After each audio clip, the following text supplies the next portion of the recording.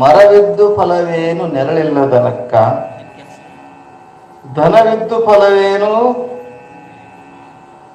ದಯವಿಲ್ಲದನಕ್ಕ, ಹಸುವಿದ್ದು ಫಲವೇನು ಹಯನವಿಲ್ಲದನಕ್ಕ, ರೂಪವಿದ್ದು ಫಲವೇನು ಗುಣವಿಲ್ಲದನಕ್ಕ. ಬಹಳ ಚೆನ್ನಾಗಿರುವಂತ ಮಾತು. ಹಾಗೆ ಅಗಲಿದ್ದು ಫಲವೇನು ಬಾಣವಿಲ್ಲದನಕ್ಕ. ಇವೆಲ್ಲವನ್ನ ಹೇಳ್ತಾ ಹೇಳ್ತಾ ಕೊನೆಗೆ ಒಂದು ಮಾತು ಹೇಳ್ತಾಳೆ. ನಮ್ಮಿದ್ದು ಫಲವೇನು ನಿಮ್ಮ ನೆನಹು ಇಲ್ಲದನಕ್ಕ, ನಿಮ್ಮ ಜ್ಞಾನವಿಲ್ಲದನಕ್ಕ ಚೆನ್ನಮಲ್ಲಿಕಾರ್ಜುನ. ಮಹಾದೇವಿ ಏನು ಮಾಡ್ತಾಳಂತ ಕೇಳಿದ್ರೆ ಬೇಸಿಡ್ರಪ್ಪ. ಮಹಾದೇವಿ ನಾನು ನೀನು ಅನ್ನುವಂತ ವಿಚಾರವನ್ನ ತಿಳಿಸುವಾಗೋಸ್ಕರ ನಾನಿದ್ದು ಫಲವೇನು ನಿಮ್ಮ ನೆನಹು ಇಲ್ಲದನಕ್ಕ, ನಿಮ್ಮ ಜ್ಞಾನವಿಲ್ಲದನಕ್ಕ, ನಿಮ್ಮ ಸ್ಮರಣೆ ಇಲ್ಲದನಕ್ಕ. ಹೇ ಚೆನ್ನಮಲ್ಲಿಕಾರ್ಜುನ ದೇವ, ಭಗವಂತ ಈ ಶರೀರವನ್ನ ಕೊಟ್ಟಿದ್ದಾನೆ. ಭಗವಂತ ಈ ಶರೀರದಲ್ಲಿ ಚೈತನ್ಯವನ್ನ ಕೊಟ್ಟಿದ್ದಾನೆ. ಆ ಚೈತನ್ಯವೇ ಇಲ್ಲ ಅಂತಂದ್ರೆ ಈ ಶರೀರಕ್ಕ ಏನಂತಾರೆ, ಶವ ಆಗ್ತದೆ. ಇದನ್ನ ಶಿವನ ದೇವಸ್ಥಾನ, ಶಿವನ ದೇಗುಲ ಆಗಬೇಕು. ಉಳ್ಳವರು ಶಿವಾಲಯವ ಮಾಡುವರು, ನಾನೇನು ಮಾಡಲಿ ಬಡವನಯ್ಯ. ಕಾಲೇ ಕಂಬ ದೇಹವೇ ದೇಗುಲ, ಶಿರವೇವನ್ನ ಕಳಸ ಅಂತ ಹೇಳಿದ್ರು. ದೇಹವೇ ದೇಗುಲ ಆಗ್ಬೇಕಾಯ್ತಂದ್ರ, ದೇಹವೇ ದೇಗುಲ.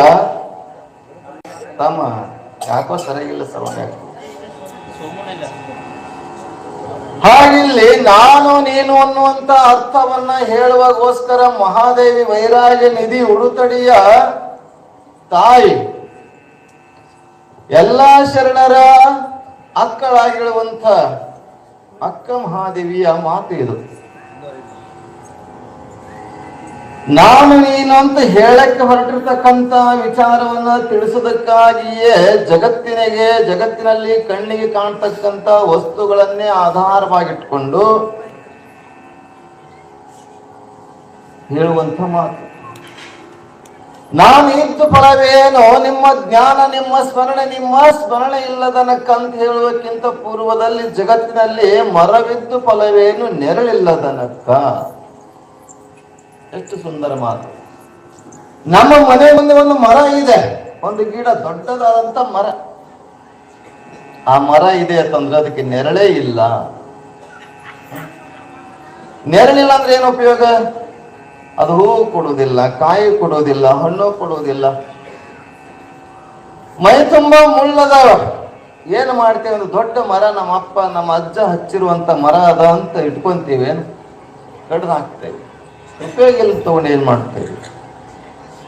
ಹಾಗೆ ಸಾಕಷ್ಟು ನಮ್ಮಲ್ಲಿ ಧನ ಇದೆ. ಆ ಧನಕ್ಕೆ ತಕ್ಕಂತೆ ನಮ್ಮಲ್ಲಿ ಒಂದಿಷ್ಟು ದಯ ಗುಣ, ಧರ್ಮ ಗುಣ ಇರ್ಬೇಕಲ್ಲ. ಧನಂ ಧಾನ್ಯಂ ಪಶುಂ ಬಹುಪುತ್ರ ಲಾಭ, ಇದೆಲ್ಲವನ್ನಾಗಬೇಕಾಗಿತ್ತಂದ್ರೆ ಇಲ್ಲಿ ಧನವಿದೆ, ಅದಕ್ಕೆ ತಕ್ಕಂತೆ ಧರ್ಮ ಗುಣವಿಲ್ಲದೆ ಹೋದರೆ ಏನು ಪ್ರಯೋಜನ? ಯಾಕಂದ್ರೆ ಮಕ್ಷಿಕಾ ಸಂಚಿತಂ ಮಧು ಸಂಚಿತಂ ಅಂತಾರೆ. ಅಲ್ಲಿ ಇರುವೆಗಳಿದಾವೆ. ಇರುವೆಗಳೇನ್ ಮಾಡ್ತಾವ ಅಂತ ಕೇಳಿದ್ರ, ಭೂಮಿ ಒಳಗ ಆಹಾರವನ್ನ ಒಯ್ದು ಇಡ್ತವೆ. ಯಾವಾಗ ಮಳೆ ಬರ್ತದೆ ಅವಾಗ ಕರ್ಕೊಂಡು ಹೋಗ್ತಾವ. ಲುಬ್ಧೇನ ಸಂಚಿತಂ ದ್ರವ್ಯಂ ಸಮೂಲಂಚ ವಿನಶ್ಯತಿ. ಹಾಗೆ ಜೇನು ಹುಳವನ್ನ ಅಲ್ಲಲ್ಲಿ ಇರ್ತಕ್ಕಂಥ ಹೂವಿನಲ್ಲಿ ಇರುವಂತ ಮಕರಂದವನ್ನ ಹೇರಿ ಅದನ್ನ ಸಂಗ್ರಹಿಸಿ ಜೇನನ್ನು ತಯಾರು ಮಾಡ್ತದೆ. ಆ ಜೇನು ತಾನೇ ತಿನ್ನುವುದಿಲ್ಲ. ದಾನಂ ಭೋಗೋ ನಾಶಸ್ತಿಸ್ರೋ ಗತಯೋ ಭವಂತಿ ವಿತ್ತಸ್ಯ ನ ದದಾತಿ ನ ಭುಂಕ್ತೆ ತಸ್ಯ ತೃತೀಯ ಗತಿರ್ಭವತಿ ಅಂತ ಹೇಳ್ತಾರೆ ಸುಭಾಷಿತಗಾರರು. ದಾನಾರ ಮಾಡಬೇಕು, ಇಲ್ಲ ತಾನಾದ್ರೂ ಉಪಭೋಗಿಸಬೇಕು. ಇಲ್ಲದೆ ಹೋದ್ರೆ ನಾಶ ಆಗ್ತದೆ, ಇನ್ನೊಬ್ಬರ ಪಾಲ ಆಗ್ತದೆ. ಈ LIC ಮಾಡೋದು ಏನು? ಅದೇ ಕೆಲಸ. ನಮ್ಮ ದುಡ್ಡು ತಗೊಂಡು ನಮ್ಮ ಹೆಸರಲ್ಲಿ ಇಟ್ಟು ನಾವು ಹೋದ್ಮೇಲೆ ರೊಕ್ಕ ಕೊಡ್ತಾರೆ. ಅವರು ಏನು ಇದ್ದೇ ಕೊಡ್ತಾರೆ? ಇದ್ದಾಗ ಕಿಸ್ಕೊಳ್ಕೋರಿ. ನೀವು ಕಟ್ಟಿದ್ದು ನಿಮ್ಗೆ ಕೊಡಂಗಿಲ್ಲ, ಅವರು ಕಟ್ಟು ಮಾಡಿಕೊಡ್ತಾರೆ. ಹಾಗೆ ನಾವು ಆ ಸಂಪತ್ತಿದೆ, ಧನ ಇದೆ, ಧರ್ಮವನ್ನ ಮಾಡದೆ ಹೋದರೆ ಏನು ಪ್ರಯೋಜನ? ಹಸು ಇದಾವೆ, ಆಕಳುಗಳು ಬಹಳಷ್ಟು ಆಕಳುಗಳಿದಾವೆ ನಮ್ಮಲ್ಲಿ, ಹಸು ಇದಾವೆ. ಆದ್ರೆ ಹಸು ಅದಾವ, ಒಂದು ಹುಲ್ಲು ತಿನ್ನಂಗಿಲ್ಲ, ಒಂದಕ್ಕೂ ಹಲ್ಲಿಲ್ಲ, ಒಂದಕ್ಕೂ ಕರ ಹಾಕಲ್ಲ, ಒಂದು ಹಾಲು ಕೊಡಲ್ಲ, ಒಂದು ಏನ್ ಮಾಡ್ತಾರೆ? ಬರೇ ಮೇವು ಹಾಕೊಂಡು ಹೋಗ್ಬೇಕಾಗ್ತದೆ. ಹಸುವಿದ್ದು ಫಲವೇನು ಹಯನವಿಲ್ಲದ ನಕ್ಕ. ಆಕಳದ್ರ ಹೈನೇ ಕೊಡಲ್ಲ. ಏನ್ ಮಾಡ್ತೇವೆ? ಗೊಡ್ಡದಂದ್ರೆ ಏನ್ ಮಾಡ್ತೇವಿ? ಮಾರ್ತೇವಿ, ಇಲ್ಲ ಕಷಾಯ ಖಾನೆ ಕೊಡ್ತೇವಿ. ಇದೆಲ್ಲವನ್ನೂ ಹೇಳ್ತಾ ರೂಪದ ಭಗವಂತ ಅದ್ಭುತವಾಗಿರ್ತಕ್ಕಂಥ ಶರೀರ ಸಂಪತ್ತು ಕೊಟ್ಟಿದ್ದಾನೆ. ದೊಡ್ಡ ಸಂಪತ್ತಿದೆ ಶರೀರ. ಎಂಥ ಕಣ್ಣು, ಎಂಥ ಕಿವಿ, ಎಂಥ ಮೂಗು, ಎಂಥ ಹೃದಯ, ಕಿಡ್ನಿ, ಲಿವರ್ಗಳದಾವ ನಮ್ಮಲ್ಲಿ. ಹೊರಗಿನ ಸಂಪತ್ತಿಗಿಂತ ದೇಹ ಸಂಪತ್ತಿದೆಯಲ್ಲ, ದೊಡ್ಡ ಸಂಪತ್ತಿದೆ ಭಗವಂತನಿಗೆ. ನಾವು ರಾತ್ರಿ ಮಲಗಿ ಬೆಳಗ್ಗೆ ಹೇಳ್ತೀವಿ ಅನ್ನುವಂಥ ವಿಶ್ವಾಸವಿಲ್ಲ. ಆದರೆ ಭಗವಂತನಿಗೆ ಧನ್ಯವಾದ ಅರ್ಪಿಸ್ಬೇಕು ನಾವೆಲ್ಲ. ಯಾರಾದ್ರೂ ಒಂದು ಲೋಟ ನೀರು ಕೊಟ್ರೆ ಸಾಕು ಧನ್ಯವಾದ, ಯಾರಾದ್ರೂ ಒಂದು ಲೋಟ ಮಜ್ಜಿಗೆ ಕೊಟ್ರೆ ಸಾಕು ಧನ್ಯವಾದ. ಅಲ್ಲ ಹೇಳ್ತೇವಲ್ಲ, ಒಂದು ಕಪ್ ಚಹಾ ಕೊಟ್ರೆ ಹೇಳ್ತೇವೆ. ಭಗವಂತ ಈ ಜಗತ್ತನ್ನ ಪಂಚ ಮಹಾಭೂತಗಳನ್ನು ಕೊಟ್ಟಿದ್ದಾನೆ. ಆಕಾಶ, ವಾಯು, ತೇಜ, ಪೃಥ್ವಿಗಳನ್ನು ಕೊಟ್ಟಿದ್ದಾನೆ. ಅದ್ಭುತವಾಗಿರ್ತಕ್ಕಂಥ ಶರೀರ ಕೊಟ್ಟಿದ್ದಾರೆ. ಏನಾದ್ರೆ ವ್ಯತ್ಯಾಸ ಆಗಿತ್ತಂದ್ರೆ ಶರೀರದಲ್ಲಿ ಹೆಂಗಿರ್ತೈತಿ? ಈ ಮೂಗ್ ಇಲ್ಲಿ ಕೊಡೋದು ಬಿಟ್ಟು ಹಣಿ ಮೇಲೆ ಕೊಟ್ಟಿದ್ರೆ ಏನಾಗ್ತೈತ್ರಿ? ಚಸ್ಮಾ ಹೆಂಗ ಹಾಕೊಟ್ಟಿದ್ರಿ? ಚಸ್ಮಾ ನಿಲ್ಬೇಕಂದ್ರೆ ಕಿವಿ ಸರಿಯಾಗಿ ಕೊಟ್ಟನ, ಹಿಂದೇನಾದ್ರು ಕೊಟ್ಟಿದ್ರೆ ದಾರ ತಗೊಂಡು ಕಟ್ಟಬೇಕಾಗ್ತೈತಿ. ಎಷ್ಟು ಅದ್ಭುತವಾಗಿ ನೋಡಿ, ಕೈಗಳು ಎಷ್ಟು ಚೆನ್ನಾಗಿ ಕೊಟ್ಟಿದೆ. ಇದನ್ನ ನೋಡಿ ಜೆಸಿಪಿ ಇರ್ದವಲ್ಲ ಕಂಡಿಟ್ಟಿದ್ದು ಎದುರುದು ಅದ್ಭುತವಾಗಿರ್ತಕ್ಕಂಥ ಎಲ್ಲಾ ಕಡೆ ಕೀಲುಗಳನ್ನ ಕೊಟ್ಟಿದ್ದಾನೆ ಎಷ್ಟು ಸರಿಯಾಗಿ. ಇದೆಲ್ಲ ಈ ಯಂತ್ರವನ್ನ ನೋಡಿ ಆ ಯಂತ್ರವನ್ನ ಕಂಡುಹಿಡಿದಿದ್ದು. ಹೊರಗಿನ ಯಂತ್ರಗಳನ್ನ ಕಚ್ಚಾ ಮಾಲ ತೆಗೆದುಕೊಂಡು ಪಕ್ಕಾ ಮಾಲ ಕೊಡ್ತದ, ಆದ್ರೆ ಪಕ್ಕಾ ಮಾಲ ತೆಗೆದುಕೊಂಡು ಕಚ್ಚಾ ಮಾಲ್ ಕೊಡ್ತದ. ಇದ್ರೊಳಗೆ ಹಾಕ್ರಿ, ಚಂದ ಎಲ್ಲ ಹಾಕ್ರಿ. ಇಲ್ಲಿ ಮಷೀನ್ ಒಳಗೆ ಏನು ಕೊಡ್ತೈತೆ? ಅದು ಕಚ್ಚಾ ಮಾಲ್ ಕೊಡ್ತದ.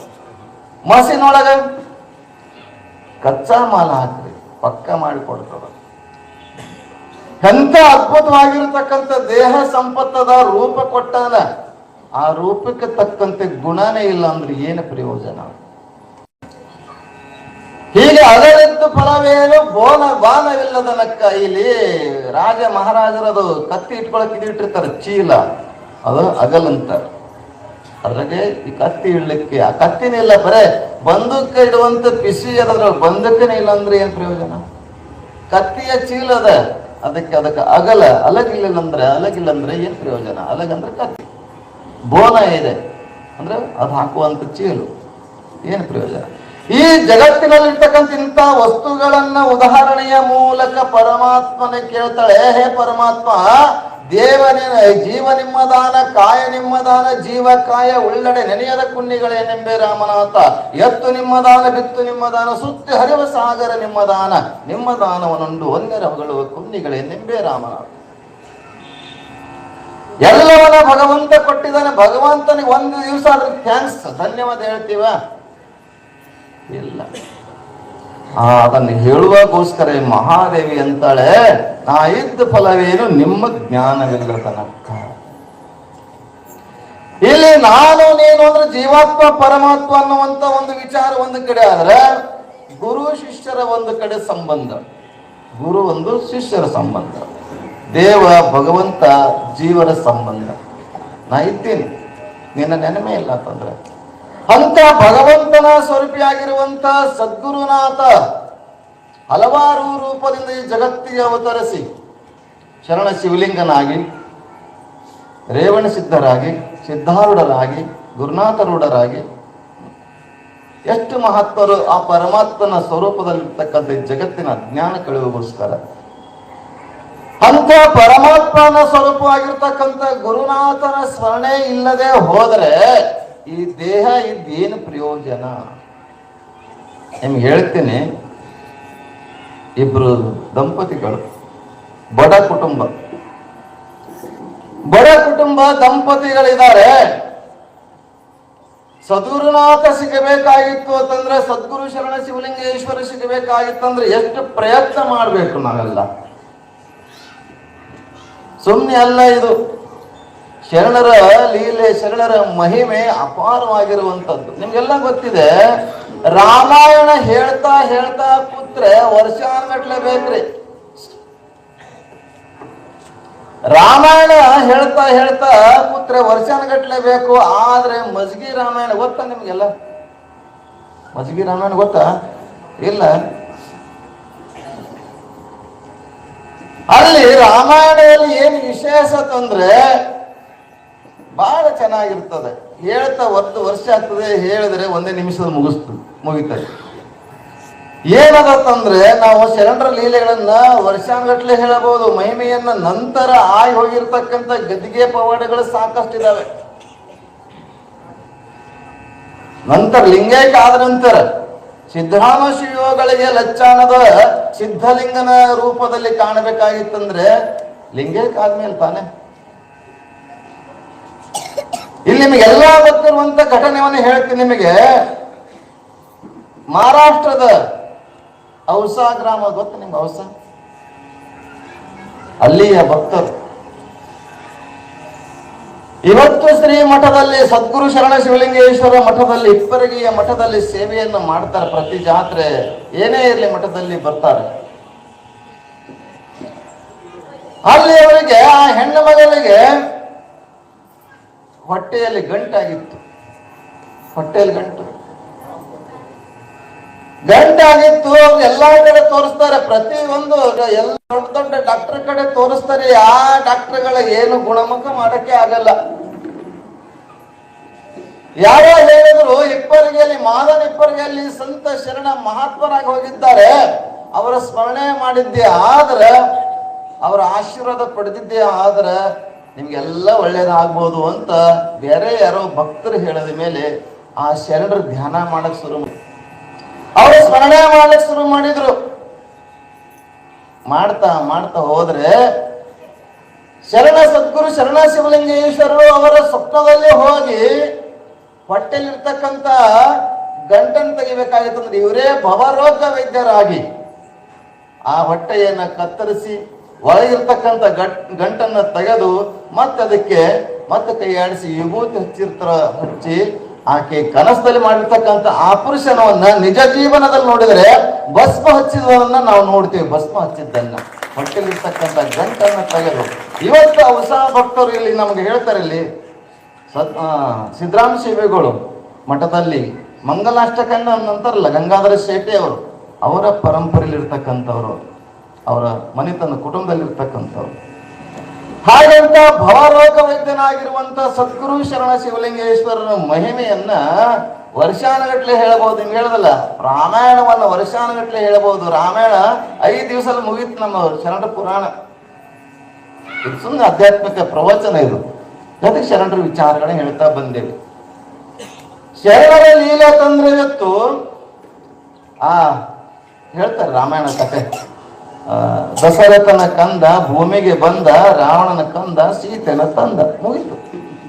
ಹಾಗ 4 ಮಾತುಗಳಲ್ಲಿ ರಾಮಾಯಣ ಮುಗಿತಲ್ಲ. ಹಾಗೆ 5 ದಿವಸಗಳಲ್ಲಿ ಸದ್ಗುರು ಶರಣ ಶಿವಲಿಂಗೇಶ್ವರರ ಮಹಿಮೆಯನ್ನ ಅಪಾರವಾಗಿರುವಂಥದ್ದು.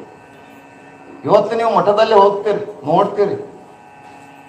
ಮಠದಲ್ಲಿ ಸದ್ಗುರು ಶರಣ ಶಿವಲಿಂಗೇಶ್ವರರ ಬಾಲಕರಿದ್ದಾಗ, ಮಕ್ಕಳ ಅವಸ್ಥೆಯಲ್ಲಿದ್ದಾಗ, ವಯಸ್ಸಿನಲ್ಲಿರ್ತಕ್ಕಂಥ ಚಿಕ್ಕ ಮಕ್ಕಳೆಲ್ಲ ಕಲ್ಲು ತಾಳಗಳನ್ನು ತೆಗೆದುಕೊಂಡು ಭಜನೆ ಮಾಡ್ತಾ ಇರುವುದನ್ನು ನಾವು ಪುರಾಣದಲ್ಲಿ ನೋಡ್ತೇವೆ, ಕೇಳ್ತೇವೆ, ಓದ್ತೇವೆ. ಇವತ್ತು ಕೂಡ ಅಲ್ಲಿ ಸದ್ಗುರು ಶರಣ ಶಿವಲಿಂಗೇಶ್ವರ ಮಠದಲ್ಲಿ ಮಕ್ಕಳೇ ಭಜನೆ ಮಾಡ್ತಾರೆ. ಸಾಯಂಕಾಲ ನೋಡಿದ್ರಲ್ಲ, 7 ಗಂಟೆಗೆ ಭಜನೆ ಮಾಡಕ್ ಮಕ್ಕಳು ಇರ್ತಾರೆ, ದೊಡ್ಡವ್ರು ಯಾರು ಇರೋದು. ಅಂದ್ರೆ ಆಗಿನ ಸಂಕಲ್ಪ, ಆಗಿನ ಪ್ರೇರಣೆ, ಆಗಿಂದೆಲ್ಲ ಇವತ್ತು ನಾವು ನೋಡ್ತೀವಿ. ಯಾಕಂದ್ರೆ ಅವರು ನಡೆದಿದ್ದೇ ನಮಗೆ. ಅದಕ್ಕೆ ಶರಣ ನಿದ್ರೆಗೆ ಇದಿರೆ ಜಪ ಕಾಣಿರೋ, ಶರಣದ್ದು ಕುಳಿತಿರೆ ಶಿವರಾತ್ರಿ ಕಾಣಿರೋ, ಶರಣ ನುಡಿದಿದ್ದೇ ಪರತತ್ವ ಕಾಣಿರೋ ಹೇಳಿಲ್ಲ ಬಸವಣ್ಣವರು. ಶರಣರು ಏನಂತಾರೆ ಅದೆಲ್ಲ ಅಷ್ಟು. ಅಂತ ಶರಣರ ಸ್ಮರಣೆಯನ್ನ ಮಾಡುವಂಥದ್ದು ದಿವಸ. ಈ ಶರಣರು ಇವತ್ತೇ ಅಲ್ಲ, ಇದು ನಿತ್ಯ ನಿತ್ಯ ಸ್ಮರಣೆ ಮಾಡಬೇಕು ಅನ್ನೋಗೋಸ್ಕರ ಮಹಾದೇವಿ ಹೇಳ್ತಾಳೆ, ನಾ ಇದ್ದ ಫಲವೇನು ನಿಮ್ಮ ನೆನವು ಇಲ್ಲದನಕ್ಕ. ಬಡ ಕುಟುಂಬ, ದುಡಿದರೆ ಹೊಟ್ಟೆ ತುಂಬುವಂತ ಕುಟುಂಬ. ಅಂತ ಕುಟುಂಬದಲ್ಲಿ ಗಂಡ ಹೆಂಡತಿ ಮಗುವನ್ನು 2-3 ವರ್ಷದ ಮಗು ವಿಚಾರ ಮಾಡ್ತಾರೆ. ಗಂಡ ಹೆಂಡತಿ ಕೂಡ ವಿಚಾರ ಮಾಡ್ತಾರೆ, ಮುಂದೆ ನನ್ನ ಮಗ ದೊಡ್ಡವನಾದ ಮೇಲೆ ನಮ್ಮಪ್ಪ ನನಗಾಗಿ ಏನು ಮಾಡಿದ್ದಾನ ಅಂತ. ನನಗಾಗಿ ಏನು ಮಾಡ್ಯಾರ ನಮ್ಮಪ್ಪ ನಮ್ಮವ್ವ ಅಂತಾರೆ. ನಿಮ್ ಕಡೆ ಎಲ್ಲ, ನಮ್ಮ ಕಡೆ ಅಂತಾರೆ ನಮ್ಮಪ್ಪ ನನಗಾಗಿ ಏನು ಮಾಡಿದ್ದಾನಂತ ಪ್ರಶ್ನೆ ಮಾಡಿರಬಾರದು ಅಂತ. ಇಬ್ರು ಗಂಡ ಹೆಂಡತಿ ವಿಚಾರ ಮಾಡಿ ಚಿಂತನೆ ಮಾಡಿ ರಾತ್ರಿ ಹೇಳ್ತಾರೆ, ಇಲ್ಲ ನಾನು ಹಿಂಗೆ ಮಗನಿಗಾಗಿ, ಯಾಕ ನನ್ನ ಅಜ್ಜ ಬಡವ, ನಮ್ಮ ಅಪ್ಪ ಬಡವ, ನಾನು ಬಡವ ಇದ್ದೀನಿ, ಬಡ ಕುಟುಂಬ. ಆದ್ರೆ ಏನು ಮಾಡೋಣ, ಮಗನ ಹಂಗೆ ಬಡತನದಲ್ಲೇ ಹೋಗಬಾರ್ದು. ಈಗ ನೋಡ್ರಿ, ನೀವೆಲ್ಲರೂ ಯಾರು ಶಾಲೆ ಕಲ್ತಿಲ್ಲ, ಅಟ್ಟಕಟ್ಟೆ ಕಲ್ತಂತವ್ರು ಎಲ್ಲ ಹಿರಿಯರು ತಾಯಂದಿರು. ಆದ್ರೆ ಇವತ್ತಿನ ನಮ್ಮ ಮಕ್ಕಳಿಗೆ ಒಳ್ಳೆ ಶಿಕ್ಷಣ ಕೊಡ್ತಾ ಇದ್ದೇವೆ. ಇಂಗ್ಲಿಷ್ ಮೀಡಿಯಂ ಆಗಲಿ, ಬೇರೆ ಬೇರೆ ಒಳ್ಳೆ ಒಳ್ಳೆ ಸ್ಕೂಲ್ಗಳಲ್ಲಿ ಸೇರಿಸ್ತಾ ಇದ್ದೇವೆ. ನಾವೇನಾದ್ರಾಗ್ಲಿ ಮುಂದಿನ ಮಕ್ಕಳು ಚೆನ್ನಾಗಿರಬೇಕು ಅನ್ನುವಂತ ಎಲ್ಲಾ ತಂದೆ ತಾಯಿಗಳಲ್ಲಿ ಇರ್ತದ. ಆದ್ರೆ ಆ ತಂದೆ ತಾಯಿಗಳು ವಿಚಾರ ಮಾಡ್ತಾರೆ. ತಂದೆ ಗಂಡ ಹೇಳ್ತಾನೆ ಹೆಂಡತಿಗೆ, ಇಲ್ಲ ನನ್ನ ಮಗ ಬೆಳೆದು ದೊಡ್ಡನಾದ್ಮೇಲೆ ಅಪ್ಪ ಏನು ಮಾಡ್ಯಾನ ಅಂತ ಪ್ರಶ್ನೆ ಮಾಡಬಾರ್ದು. ನಾನು ಏನು ಮಾಡ್ತೇನೆ ಅಂದ್ರೆ, ದೊಡ್ಡ ಬಾಂಬೆ ಅಂತ ಸಿಟಿಗೆ ಹೋಗಿ ಒಂದಿಷ್ಟು ಕೆಲಸ ಮಾಡಿ, ನೌಕರಿ ಮಾಡಿ, ಒಂದಿಷ್ಟು ಹಣ ಸಂಪಾದನೆ, ರೊಕ್ಕ ಒಂದಿಷ್ಟು ಕೂಡಿಟ್ಟಂದ್ರೆ ಒಂದು ಜೀವನಕ್ಕೆ ಅನುಕೂಲ ಆಗ್ತದಂತ ವಿಚಾರ ಮಾಡಿ ಹೋಗ್ತಾನೆ. ಹೆಂಡತಿ ಬೇಡ ಅಂತಾಳೆ, ಇಲ್ಲೇ ಏನಾದ್ರು ಕೂಲಿ ನಾಲಿ ಮಾಡಿ ಬದುಕ ಸಾಗಿಸೋಣ ಅಂತ ಹೇಳ್ತಾಳೆ. ಆದ್ರೆ ಗಂಡ ಕೇಳುವುದಿಲ್ಲ, ಇಲ್ಲ ಹೋಗ್ತೀನಿ ಅಂತ ಹೋಗ್ತಾನೆ. ಹೆಂಡತಿಗೆ ಹೇಳಿ ಬಾಂಬೆ ಅಂತ ದೊಡ್ಡ ಪಟ್ಟಣಕ್ಕೆ ಹೋಗಿ ಅಲ್ಲಿ ಕೆಲಸವನ್ನ ಮಾಡ್ತಾ ಮಾಡ್ತಾ ಏನ್ ಮಾಡ್ತಾನೆ, ಪ್ರತಿ ತಿಂಗಳ ಮನಿ ಆರ್ಡರ್ ಯಮೋ. ಈಗ ಫೋನ್ ಪೇ, ಗೂಗಲ್ ಪೇ ಏನೇನು ಅದಾವ. ನಮ್ಮ ಶಿಷ್ಯರೊಬ್ರು ಅದಾರ್ರಿ, ಅವ್ರೇನು ರೊಕ್ಕಿಗೆ ಮುಟ್ಟಂಗಿಲ್ಲ, ಫೋನ್ ಪೇ ಮಾಡ್ರೆ ಸಾಕಂತಾರ. ಯಾಕಂದ್ರೆ ಶರಣರ ಭಕ್ತರು ನಾವೆಲ್ಲ, ಶರಣರ ರೊಕ್ಕನೇ ಮುಟ್ಟಿಲ್ಲ ಅಲ್ವಾ. ರೊಕ್ಕ ಅಂದ್ರೆ ಅದು ವಿಷ ಅಂತಂದ್ರು, ರೊಕ್ಕ ಅಂತಂದ್ರೆ ದುಃಖ ಕಾಣಕ್ಕ, ರೊಕ್ಕ ದುಃಖ ಕಾಣಕ್ಕ. ಅದಕ್ಕೆ ಧನವ ಗಳಿಸಬೇಕಂತದ್ದು ಈ ಜನರಿಗೆ ತಿಳಿಯದಂಥದ್ದು ಅಂತಂದ್ರು. ಅಂತ ಧನವನ್ನ ಗಳಿಸಿದ್ದಾರಂತ ಶರಣರು ಇವತ್ತು ನಮ್ಮ ಮನಸ್ಸಲ್ಲಿ, ಮನೆಯಲ್ಲಿ, ಪುಟಗಳಲ್ಲಿ, ಇತಿಹಾಸದ ಪುಟಗಳು ಉಳ್ಕೊಂಡಾರ. ನಾವು ಧನ ಗಳಿಸ್ತೀವಿ ಅಂದ್ರೆ ನಾವು ಫೋನ್ ಪೇ ಮಾಡ್ರಿ, ಗೂಗಲ್ ಪೇ ಮಾಡ್ರಿ, ನಾವು ರೊಕ್ಕ ಮುಟ್ಟಂಗಿಲ್ಲ ಅನ್ನುವಂಥದ್ದು ಬೇಡ. ಆದ್ರೆ ಆತ ಆಗಿನ ಕಾಲದಲ್ಲಿ ದುಡಿಯಾಕೆ ಬಾಂಬೆ ಅಂತ ದೊಡ್ಡ ಪಟ್ಟಣಕ್ಕೆ ಹೋಗಿ ದುಡಿದು ದಿನ ತಿಂಗಳಿಗೆ ಹಾಗೆ ಒಂದಿಷ್ಟು ಮನೆ ಆರ್ಡರ್ ಕಳಿಸ್ತಾ ಇರ್ತಾನೆ. ಹಲವಾರು ತಿಂಗಳು ಕಳಿಸಿದ ನಂತರ ಕಳಿಸುವುದನ್ನು ನಿಲ್ಲಿಸ್ಬಿಟ್ಟ. ಮರ್ತು ಬಿಟ್ಟನೋ ಏನು ಒಂದಿಟ್ಟು ಬೀಜಿ ಇದನ್ನ ಗೊತ್ತಿಲ್ಲ, ಮರ್ತು ಬಿಟ್ಟ. 1-2-3 ವರ್ಷ ಆದ್ಮೇಲೆ ಕಳಿಸೋದನ್ನ ನಿಲ್ಲಿಸ್ದ. ಕೆಲಸ ಮಾಡ್ತಾ ಮಾಡ್ತಾ ಅಲ್ಲೇ ಜೀವನ ಸಾಗಿಸ್ತಾ ಇದ್ದಾನೆ. ಇಲ್ಲಿ ಮಗ 3 ವರ್ಷದ ಮಗ ಬೆಳೀತಾ ಬೆಳೀತಾ ಬೆಳೀತಾ ಹೋಗ್ತಾನೆ.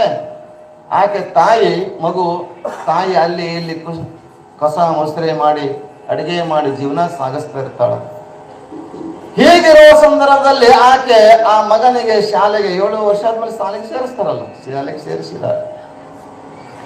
ಹೀಗೆ ಶಾಲೆಗೆ ಹೋಗ್ತಕ್ಕಂತ ಮಗ ಶಾಲೆಗೆ ಹೋಗ್ತಾ ಇರ್ಬೇಕಾದ್ರೆ ಒಂದು ದಿವಸ ಶಾಲೆಯಲ್ಲಿ ಪಾಲಕರ ಸಭೆಯನ್ನ ಇಡ್ತಾರೆ. ಪಾಲಕರ ಸಭೆಯನ್ನು ಇಟ್ಟರು. ಆಗ ಗುರುಗಳು ಹೇಳ್ತಾರೆ, ಶಿಕ್ಷಕರು ನೋಡ್ರಿ, ನಾವು ಪಾಲಕರ ಸಭೆಯನ್ನು ಇಟ್ಟಿದ್ದೇವೆ, ಇಂಥ ದಿವಸ ನೀವೆಲ್ಲ ನಿಮ್ಮ ತಂದೆ ತಾಯಿನ ಕರ್ಕೊಂಡು ಬರಬೇಕು. ಪಾಲಕರ ಸಭೆ ಮಾಡ್ತಿರಲಿ, ಎಲ್ಲ ಮಾಡ್ತಿರಲಿ. ಹೋಗಿರಿ, ಒಂದು ದಿವಸ ಅವ್ರು ಹೋಗಿ ಕೇಳಿರಿ, ನನ್ನ ಮಗ ಹೆಂಗ್ ಓದಾಗತ್ತಾನ, ನನ್ನ ಮಗಳು ಹೆಂಗ್ ಓದಾಗತ್ತಾಳ ಅಂತ ಕೇಳ್ತೀರಿ. ನೀವು ಒಂದ್ ದಿವಸ ಕೇಳಬೇಕು. ಕೇಳಿದ್ರೆ ಮಕ್ಕಳು ಹುಷಾರಾಗ್ತಾವ. ಅದು ಸಾಲಿಂದ ಬರ್ತತಿ, ಚೀಲ ಒಂದ್ ಕಡೆ, ಪ್ಯಾಂಟ್ ಚಡಿ, ಅಂಗಿ ಚಡಿ ಒಂದ್ ಕಡೆ ಒಗದು ಮತ್ತೆ ಮಣ್ಣಾಗ ಆಡ್ಕೋತ ಹೋಗ್ತಾವ. ಹಾಗಾಗ್ಬಾರ್ದು, ಕೇಳಬೇಕು. ಅದಕ್ಕೆ ಏನಂತ ಬಿದ್ದಿರಲು ಬಂದು ನೋಡದ ತಾಯಿಯು, ವಿದ್ಯೆ ಕಲಿಸದ ಗುರು, ಬುದ್ಧಿ ಹೇಳದ ತಂದೆ, ಬಿದ್ದಿರಲು ಬಂದು ನೋಡದ ತಾಯಿಯು ಶುದ್ಧ ವೈರಿಗಳು ಅಂತ ಸರ್ವಜ್ಞ ಹೇಳ್ತಾರೆ. ಕೇಳಬೇಕು.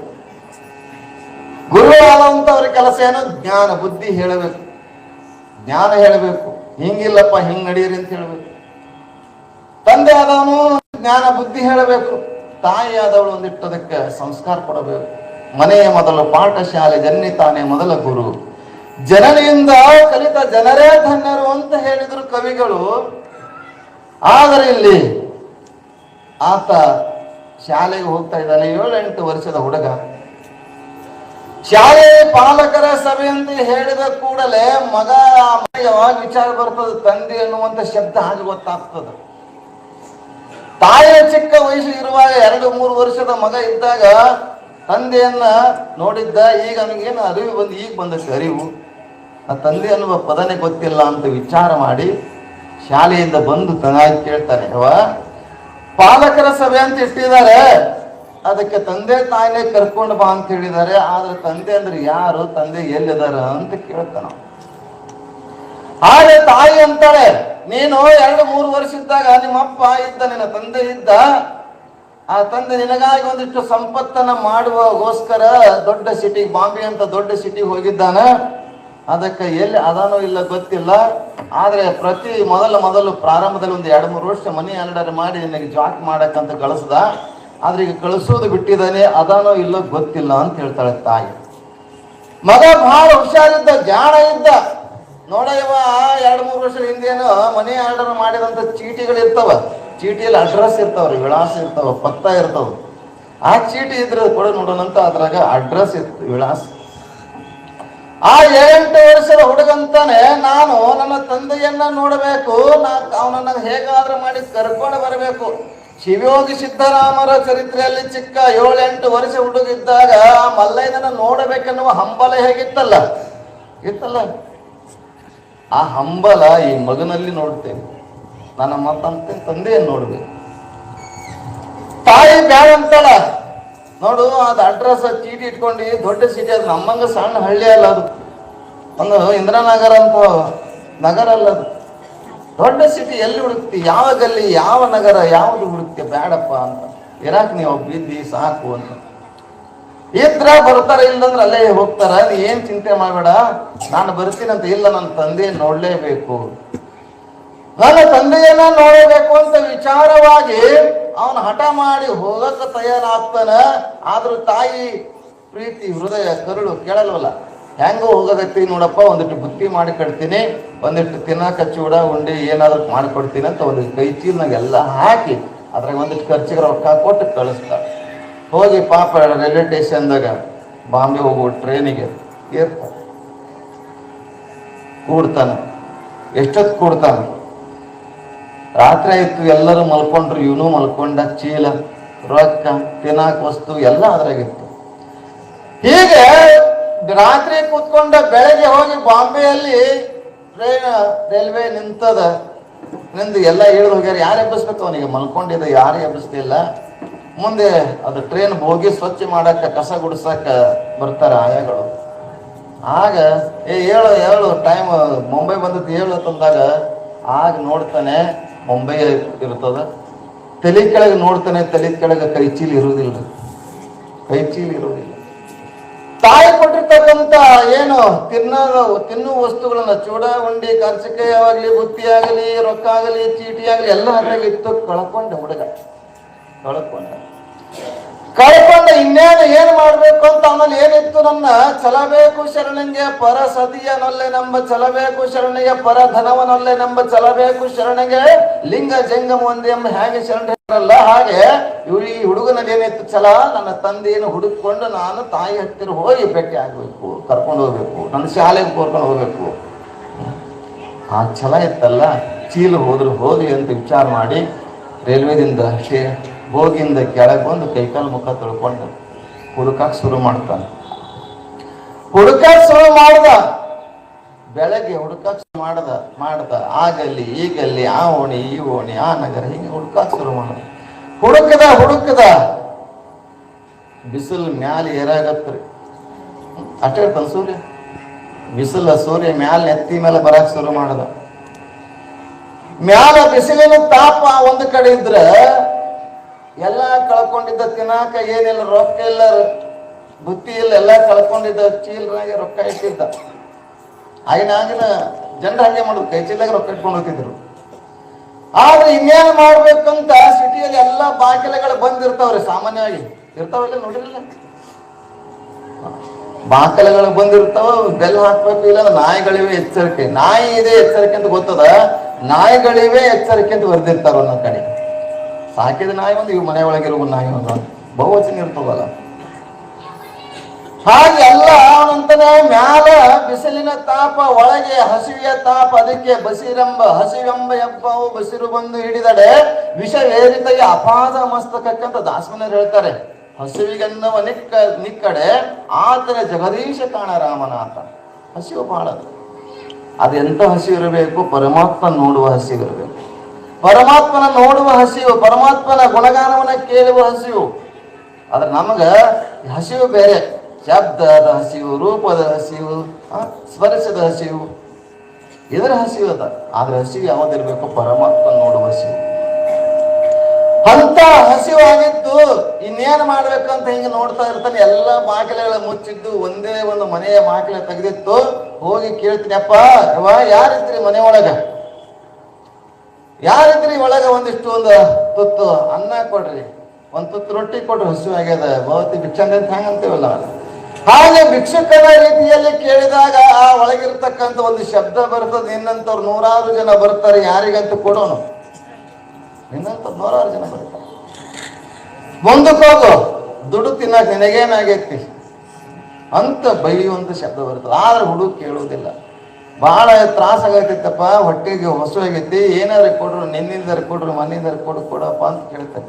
ಬಹಳ ಕನಿಕರನ್ನೇ ಕೇಳ್ತಾ ಹೋಗ್ತಾನೆ. ಆದ್ರೆ ಒಳಗಿಂದ ಶಬ್ದ ನಿಂತ ಆ ವ್ಯಕ್ತಿನೇ ಹೊರಗೆ ಬರ್ತಾನೆ, ಬಡಿತಾನೆ. ಏನಾಗ್ಯದ ನಿನಗೆ ದುಡ್ಡು ತಿನ್ನಾಕ ಅಂತ ಹೊಡಿತಾನೆ, ನೂಗಿಸ್ತಾನೆ. ಹೀಗೆ ಎಂಟತ್ತು ಸಲ ಹುಡುಗ ನೂಗ್ತಾನೆ. ಆದ್ರೆ ಹುಡುಗ ಮಾತ್ರ ಮತ್ತೆ ಬರ್ತಿದ್ದ, ಬಡಿತಿದ್ದ, ನೂಗ್ತಿದ್ದ, ಆದ್ರೆ ಬಡಿತಿದ್ದ. 8 ಸಲ ಆದ್ಮೇಲೆ ಆ ಹುಡುಗ ಪಾಪ ಎಟ್ಟು ಬೈದು ಹೋಗ್ತಾನಿಲ್ಲ ಅಂತ ಈತನಲ್ಲಿ ಸ್ವಲ್ಪ ಮನಸ್ಸು ಕರ್ತದಲ್ಲ. ಕರೆಗೆ ಒಳಗೆ ಹೋಗಿ ಮೊನ್ನೆ ಇರ್ತಕ್ಕಂಥ ಮಾಡಿದಂಥ ರೊಟ್ಟಿಯನ್ನು ತೆಗೆದುಕೊಂಡು ಬಂದು ಒಂದಿಟ್ಟು ನಿನ್ನೆಯ ಪಲ್ಯ, ಇವತ್ತಿನ ಪಲ್ಯ ಏನೋ ಮಾಡಿ ಕೊಡ್ತಾರೆ. ಹೊಟ್ಟಿ ಹೊಸದಾಗ ಗೊತ್ತಾಗ್ತದೆ ರೊಟ್ಟಿಯ ಶಕ್ತಿಯನ್ನು. ಅದಕ್ಕೆ ಅನ್ನ ದೇವರ ಮುಂದೆ ಇನ್ನೂ ದೇವರ ಉಂಟೆ. ಅನ್ನ ಇರು ತನಕ ಜಗದೊಳು ಪ್ರಾಣವೇ ಸರ್ವಜ್ಞ. ಅನ್ನವೇ ದೈವ ಸರ್ವಜ್ಞ. ಅನ್ನ ಇದ್ರೆ ಪ್ರಾಣ. ಅನ್ನಮಯ ಕೋಶ, ಜ್ಞಾನಮಯ ಕೋಶ, ವಿಜ್ಞಾನಮಯ ಕೋಶ, ಆನಂದಮಯ ಕೋಶ. ಈ ಅನ್ನಮಯ ಶ್ರೇಷ್ಠ ಅನ್ನುವಂಥ ವಿಚಾರದಿಂದ ಆ ಹುಡುಗ ಹಸಿದಿದ್ದಲ್ಲ, ಹೊಟ್ಟೆ ಹಸಿತ್ತು, ಗವ ತಿಂತ ಇದ್ದ ಹುಡುಗ. ಇವ್ ವ್ಯಕ್ತಿ ಸುಮ್ ಕೂಡ್ಬೇಕಲ್ಲ, ಯಾಕೋ ಯಾವ ಊರು ನಿಂದು, ಇಲ್ಲಿ ಯಾಕೆ ಬಂದಿ, ಇಲ್ಲಿ ಯಾಕೆ ಪಾಪ ಈ ಸಣ್ಣ ವಯಸ್ಸದ, ಸಾಲಿಗಿಲಿ ಕಲಿಬೇಕಿಲ್ಲ ಅಂತೀವಲ್ಲ. ನಾವು ಬಸ್ ಸ್ಟ್ಯಾಂಡ್ ಎಷ್ಟೋ ಜನರಿಗೆ ಕೇಳ್ತೇವೆ, ನಾವು ಮಠಗಳಲ್ಲಿ ಇಟ್ಕೊಂಡ್ ಬಿಡ್ತೇವೆ ಬರ್ರಪ್ಪ ಅಂತಂದ್ರೆ ಯಾರು ಬರಲ್ರಿ. ದೊಡ್ಡ ಸಣ್ಣ ಹಿಡ್ಕೊಂಡು ದೊಡ್ಡವರು ಅದನ್ನ ನಾಟಕ ಮಾಡಿದ್ದಾರೆ. ಈ ಹೆಣ್ಮಕ್ಳು ಭಾಳ ಯಾವ್ದೋ ಕೂಸು ಇರ್ತದ ಗೊತ್ತಿಲ್ಲ, ಕೂಸಿಗೆ ಚೂಟೋದೈತಿ, ಅಳಿಸೋದೈತಿ, ಕೂಸು ಅಳಗತ್ತದ, ರೊಕ್ಕ ಕೇಳ್ತಾವ. ಚೂಟದ ಅವರೇ ಅಳಿಸಿ ರೊಕ್ಕ ಇಸ್ಕೊತಾವ, ಮಕ್ಕಳಿಗೆ ಅಳಿಸಿ. ಯಾಕೆ ಕಷ್ಟಪಡ್ತೀರಿ? ಅನಾಥ ಆಶ್ರಮಗಳಿದಾವೆ, ಮಠಗಳಿದಾವೆ, ಮಂದಿರಗಳಿದಾವೆ, ಸೇವೆ ಮಾಡಲು ಹೊಟ್ಟೆ ತುಂಬುತ್ತದ.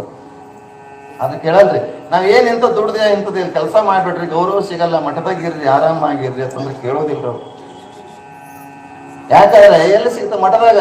ಏನೂ ಸಿಗಂಗಿಲ್ರಿ. ಬಟ್ಟೆ ಸಿಗ್ಬೋದು, ಅನ್ನ ಸಿಗ್ಬೋದು, ಪ್ರೀತಿ ಸಿಗ್ಬೋದು. ಆದ್ರೆ ದಿನ ತಗೊಳಕ್ಕ ತೀರ್ಥ ಸಿಗ್ತದೇನು? ನಿನಗಲ್ಲ, ಎಲ್ಲ ಸಿಗ್ತದ. ಅವ್ರು ಏನ್ ಮಾಡ್ತಾರ, ಮುಂಜಾನೆ ಭಿಕ್ಷೆ ಏನು ಮಾಡಿರ್ತಾರ, ರಾತ್ರಿ ಅಲ್ಲಿ ಕಂಪ್ನಿ ಹೋಗಿರ್ತೈತ್ರಿ ಶಾಂಭವಿ ದೇವಸ್ಥಾನಕ್ಕೆ. ಅದು ಸಿಗ್ತಾನೆ, ಕೇಳೇ ಹೋಗಿ ಬಿಟ್ಬಿಡ್ತಾರೆ. ಹಾಗೆ ಹುಡುಗ ಭಿಕ್ಷೆ ಬೇಡ್ತಾ ಇದ್ದ. ಅದು ಟೈಮ್ ಸೂಚನೆ ಮಾಡ್ತಾರೆ, 9 ಗಂಟೆ ಆಗತ್ತೈತ್ರಿ, ಇನ್ನ 8 ಹೇಳ್ತೀರಿ ಅಂತ. ಆದ್ರೆ ನನ್ನ ಕೈಯಾಗ ಮಾಹಿತಿ ಬಂದಿದ್ದು 8:30 ರೀ. 8ಕ್ಕೆ ನಾ ಬಂದು ಕೂತೀನಿ. ಆದ್ರೆ ಅರ್ಧ ಗಂಟೆ ಅವ್ರದ್ದು ಕಮಿಟರ್ ತೊಗೊಂಡ್ಬಿಟ್ರು, ನಮ್ದು ಅರ್ಧ. ನಿಮ್ಮೊಂದು ಅರ್ಧ ಗಂಟೆ ಹೆಚ್ಚು ಮಾಡ್ಬೇಕಲ್ಲ. ಹಾಗಿಲ್ಲಿ ಆ ಹುಡುಗ ಅದಕ್ಕಿಂತ ಇರೋದನ್ನ ನೋಡಿ ವ್ಯಕ್ತಿ ಅಂತಾನೆ, ಯಾರು ನೀನು, ಯಾವ ಊರು, ಇಲ್ಲಿ ಯಾಕೆ ಬಂದಪ್ಪ, ಕೇಳಲ್ಲ. ಹಾಗೆ ಎಲ್ಲವನ್ನ ಕೇಳ್ತಾ ಕೇಳ್ತಾ ಹೋಗ್ಬೇಕಾದ್ರೆ ನಿನ್ನ ಹೆಸರೇನು, ಯಾವ ಊರು ಅಂದ್ಕೊಳ್ಳಿ ಅವನ ಕಿವಿ ಎತ್ತರ ಆಗ್ತವೆ. ಇಂಥ ಸೋಲಾಪುರ ಇಂದ್ರನಗರ ಅಂತ ಅಂದ್ಕೊಳ್ಳಿ, ಅಂತ ನಾವು ಇಂದ್ರನಗರದವ್ರು ಯಾರ ಮನೆ, ಹಿಂಗೆಲ್ಲ ಕೇಳ್ಬೇಕಾದ್ರೆ ಇಂಥವ್ರ ಮನೆ. ಮತ್ತೆ ಇಲ್ಲಿ ಯಾಕೆ ಬಂದಿ, ನಿಮ್ಮ ಅಪ್ಪನ ಹೆಸರೇನು, ನಿಮ್ಮ ಅವನ ಹೆಸರೇನು? ನಾನು ರೀ ಚಿಕ್ಕವರಿದ್ದಾಗ 3 ವರ್ಷ ಇದ್ದಾಗ ನಮ್ಮಪ್ಪ ನನಗೆ ಬಿಟ್ಟು ಬಾಂಬೆ ಸಿಟಿಗೆ ಬಂದನಂತ ದುಡ್ಯಾಕ, ನಮ್ಮ ಒಬ್ಬಳೇ ಅದಾಳ, ಹಿಂಗೆಲ್ಲ ಹೇಳ್ಬೇಕಾದ್ರೆ ಈ ವ್ಯಕ್ತಿ ಕಣ್ಣಲ್ಲಿ ನೀರು ತಂತಾನೆ ಹರಿತದಂತ. ವ್ಯಕ್ತಿ ಕಣ್ಣಲ್ಲಿ ನೀರು ಹರಿದು ಆ ಹುಡುಗರನ್ನ ಅಪ್ಪಿಕೊಂಡು ಅಳಕ್ ಪ್ರಾರಂಭ ಮಾಡ್ತಾನೆ. ಯಾರಿಗಂತ ಹುಡುಕಕ್ ಹೋಗಿದ್ದಲ್ಲ, ಆ ವ್ಯಕ್ತಿನೇ ಅವ್ರ ಅಪ್ಪ ಆಗಿದ್ದ, ಅವನೇ ಅವನ ಅಪ್ಪ ಆಗಿದ್ದ. ಅಂದ್ರೆ ಆ ಹುಡುಗ ಅಪ್ಪ ಸಿಕ್ತ, ಹುಡುಕುವ ಬಳ್ಳಿ ಕಾಲಿಗೆ ಸಿಕ್ಕಂಗಾಯ್ತು. ಇವತ್ತು ಸದ್ಗುರು ಶರಣ ಶಿವಲಿಂಗೇಶ್ವರ ಅಂತಂದ್ರೆ ನಮ್ಮ ಅಪ್ಪ. ಆ ಅಪ್ಪನ ಹುಡುಕ್ಬೇಕಾಗಿತ್ತು, ಅಪ್ಪನ ಪ್ರತ್ಯಕ್ಷ ಮಾಡ್ಕೊಳ್ಬೇಕಾಗಿತ್ತು, ಅಪ್ಪನ ಜಾತ್ರೆ ಮಾಡ್ಬೇಕಾಗಿತ್ತು. ಅಂದ್ರೆ ನಮ್ಮನ್ನ ನಾವು ಎಷ್ಟು ಪ್ರಯತ್ನ, ಎಷ್ಟು ಕಷ್ಟ ಪಡಬೇಕು. ದೇಹ ಅಷ್ಟೇ ಅಲ್ಲ, ಮನಸ್ಸಷ್ಟೇ ಇಲ್ಲ, ಸಂಪೂರ್ಣವಾಗಿ ಅರ್ಪಿಸಿಕೊಂಡಾಗ ಮಾತ್ರ ಈ ಜಯಂತ್ಯುತ್ಸವ, ಮುಂಬರುವಂತ ಜಯಂತ್ಯುತ್ಸವನ್ನಾಗಲಿ, ಈಗ ನಾಳೆ ನಡೀತಕ್ಕಂಥ ರಥೋತ್ಸವ ಆಗಲಿ ಅದ್ಭುತವಾಗಿ ವೈಭವ ಪೂರಿತವಾಗಿ ನಡೀತದೆ. ಅಂತ ವೈಭವ ಪೂರಿತವಾಗಿರ್ತಕ್ಕಂಥ ಜಾತ್ರೆಗೆ ಹ್ಯಾಂಗೆ ಹುಡುಗ ಅಪ್ಪನನ್ನ ಹೆಂಗ್ ಹುಡುಕಾಕ್ ಹೋಗಿ ಎಷ್ಟು ಕಷ್ಟಪಟ್ಟಲ್ಲ, ತನ್ನನ್ನು ತಾನೆಲ್ಲವನ್ನ ಕಳ್ಕೊಂಡ, ಕೊನೆಗೆ ಅಪ್ಪ ಪ್ರತ್ಯಕ್ಷ ಆಗಿ ತಂದು ತಾಯಿ ಅರ್ಪಿಸ್ತಾನೆ. ಮತ್ತೆ ಗುರುಗಳೇ ಹತ್ತಿರ ಹೋಗಿ ಶಾಲೆಗೆ ಪಾಲಕರ ಸಭೆಯಲ್ಲಿ ಪಾಲ್ಗೊಳ್ತಾನೆ. ಅಂತ ಮಹಾಮಹಿಮ ಶಾಲೆ ಆಗಿರ್ತಕ್ಕಂಥ ಶರಣ ವೈಭವದಿಂದ ಮಠಗಳಾಗಿರುವಂಥದ್ದು.